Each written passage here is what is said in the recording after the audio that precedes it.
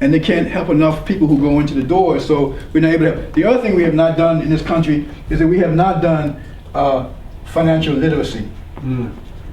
That's a big.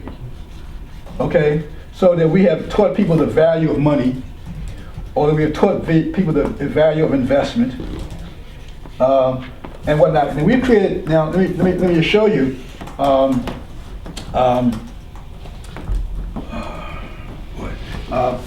come to me in a minute. But for example, I mean, my learning as a child growing up around financial literacy started when in my elementary school, we had a bank in our bank. And I remember my mother would give me my little quarter or whatever to take to the bank, and I would get a little stamp to put in my little book that showed how much money I had in my account.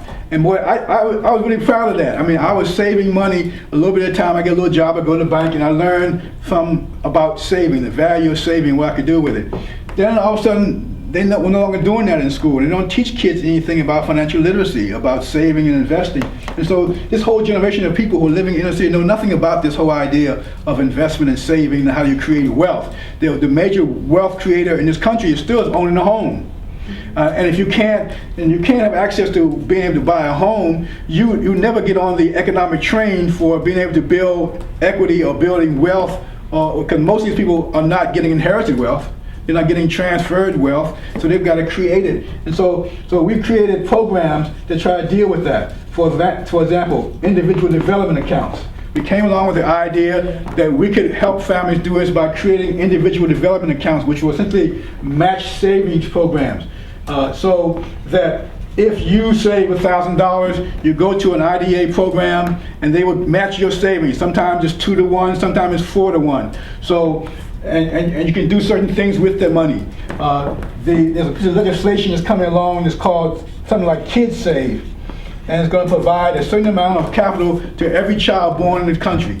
That they go into a strategy like an IDA program to put their money in. By the time they're 18, they have enough money to go to college, for example. That's already in place? That's from Kids Save. the British model. Oh, okay. Yeah, and so then on the income tax side, you can claim, a person who is low income can claim a tax deduction up to $4,500 if they're low income, if they simply file an income tax return. And it's available for them to apply. So you take a family who has no income, okay? They go in and to a tax servicing place in our monastery building, where they could have gone when I was there, and we would have done their income tax, and they would have gotten their $4,500 that they would have put into an individual development account, and all of a sudden it's matched 2 to 1, they now have $9,000.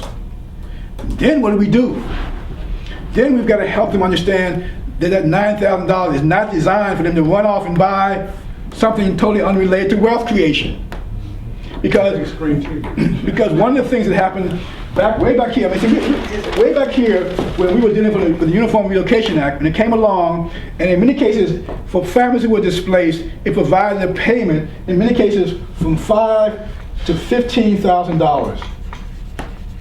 to help that family move into the next house and find where they could get equity. And what happened is that when a family who never had $5,000 in their hand got $5,000 in their hand, what do you think they did with it? They spent it. Also, a family that would get $5,000 that was poor had a network of people that they depended upon constantly, and when they were broke, they helped out. So once they got that $5,000, every relative that had a rent due was over at their house saying, "I need a piece of the rock." You got it. They had to give it up, because if they didn't give it up, when they needed it again, they couldn't get it. Exactly. And see, and those are the things that public policy does not take into consideration. It doesn't take into case the behavior, what happens with this situation. And so what would happen is that, so then what was the reaction when people realized it? The reaction was, we're not going to give it to them all at once. We're going to give it to them incrementally, or we're going to pay the money to the next landlord who's going to make sure that they are actually getting into housing that which is the outcome. We want them to be in quality, affordable housing because we are displacing them. You see what I'm saying? So it became all paternalistic, and it doesn't work. Right. It doesn't work. And, you know, and they say it just means that incrementally they'll do the same thing they were going to do when you gave it to them all at once. So what do you do it? So we go through this constant process of trying to deal with this people place in a lot of programs we've done, from welfare to job creation to home ownership counseling to whatever it may be. We've created all these programs, and most of them don't deal with the reality. They're not connected together, you know what I'm saying, with place and whatnot. And I don't know how if we ever would do that, because the big thing is the whole economic piece of this. Mm-hmm. You see, we don't want to deal with the economic reality of what it is, and people want to call it race. I want to call it, discrimination. Want to call it, but it's real economics. You know, I mean, I had in 1968, early days when I was impressionable. I went around and screamed some of the same things. The inequitable manner in which people were treated, the public policy, the effectiveness in terms of not addressing that we could move people from poverty to livelihoods, a sustainable livelihood. The reality was that, boy, we're going to always have in this country a certain number of people in this country who are going to always need assistance.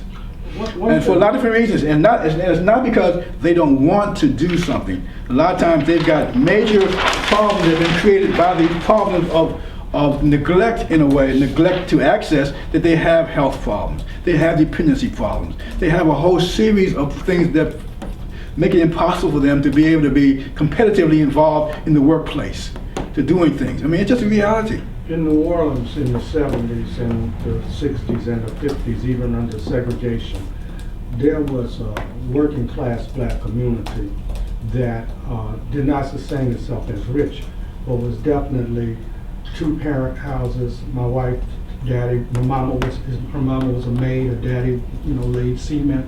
All of them were some kind of craftsmen or laborers. You had the river, you had shipbuilding, you had 5 or 6 different factories, you had all of these industries here in New Orleans.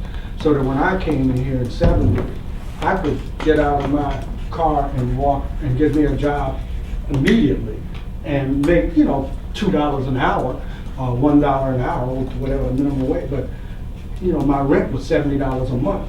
My water bill was $4, and my light bill was $40. Gas was 32 cents a gallon.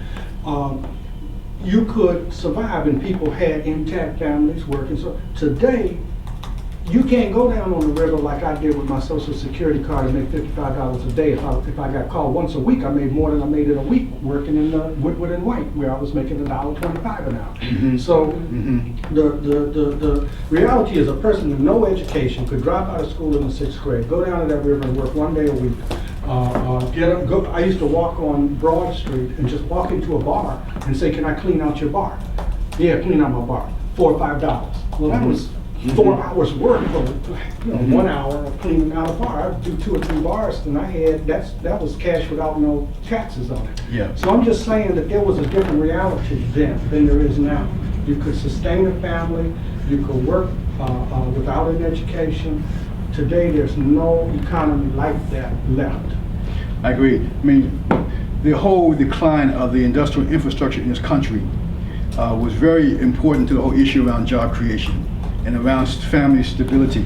All across this country, you can travel from one community, whether it's Buffalo, New York, or whether it's in Pittsburgh, Pennsylvania, or whether it's in Houston, Texas. When you saw a decline of major industry, you saw unemployment, you saw the whole decline was happening. Right now, what we're seeing in this country in 2007 is we're seeing a tremendous amount of foreclosures that are starting to happen because people got caught up into the spiraling market of 8 years and simply overbid themselves in pricing. And we have more people who are in upside down mortgage situations where they have more debt on a property than they can sell it for right now.